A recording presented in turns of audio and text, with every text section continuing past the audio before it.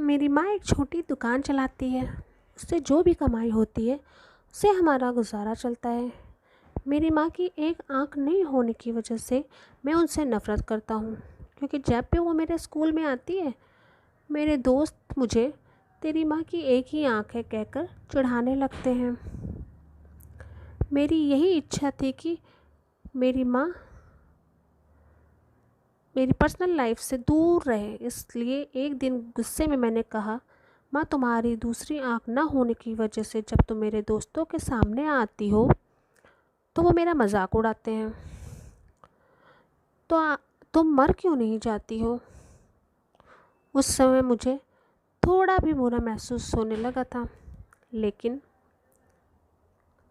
दूसरी ओर मैं खुश भी था, क्योंकि हर समय मैं जो कहना चाहता था वह मैंने आज कह दिया था। लेकिन ये सब सुनने के बाद मेरी माँ ने मुझे कुछ नहीं कहा और मुझे भी नहीं लगा कि मैंने उनसे कुछ इतना बुरा कहा है और दुख देने वाली बात कही हो। मैं इस गरीबी से और मेरी माँ से कहीं दूर जाना चाहता था, तभी से मैंने बहुत पढ़ाई की। मैंने अपनी माँ को भी छोड़ दिया और पढ़ने के लिए दूसरे शहर आया और वहाँ से यूनिवर्सिटी में मुझे एडमिशन भी मिल गया। इसके कुछ सालों बाद वहीं मैंने शादी कर ली। मैंने खुद का घर भी खरीद लिया, फिर मेरे बच्चे भी हो गए। अब मैं खुशी से एक सफल इंसान की तरह जी रहा था। मुझे ये ज़िंदगी बहुत पसंद थी। दिन ब दिन यह खुशी बढ़ती ही जा रही थी, लेकिन एक दिन अचानक मेरी माँ को मैंने अपने दरवाजे पर देखा। तब सभी मुझसे पूछने लगे कि यह कौन है।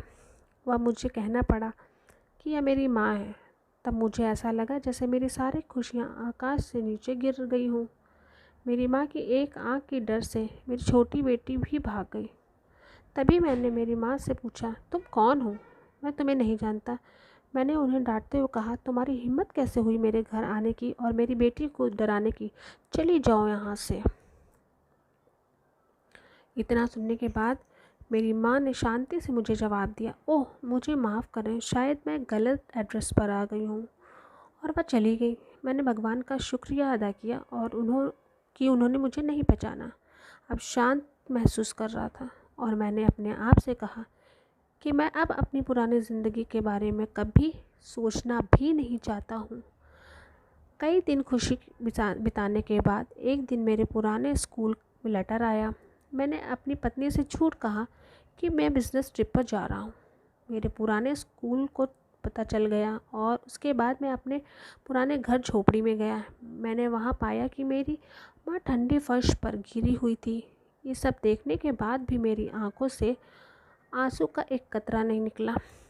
उनके हाथ में एक कागज़ का टुकड़ा था। शायद वह मेरे लिए कोई पत्र ही होगा।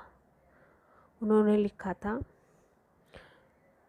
मेरे बेटे, मुझे लगता है कि अब मेरे जाने का समय आ गया है और अब मैं तेरे घर भी नहीं आ सकती, लेकिन मैं एक बार तुम्हें देखना चाहती हूँ, तुमसे मिलना चाहती हूँ।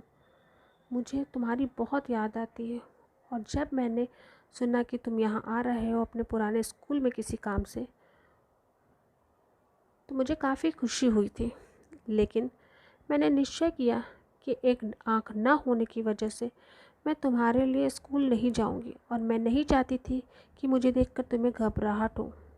तुम्हें याद होगा कि जब तुम बहुत छोटे थे तब तुम्हारा एक बार एक्सीडेंट हुआ था और तुमने अपनी एक आँख खो दी थी।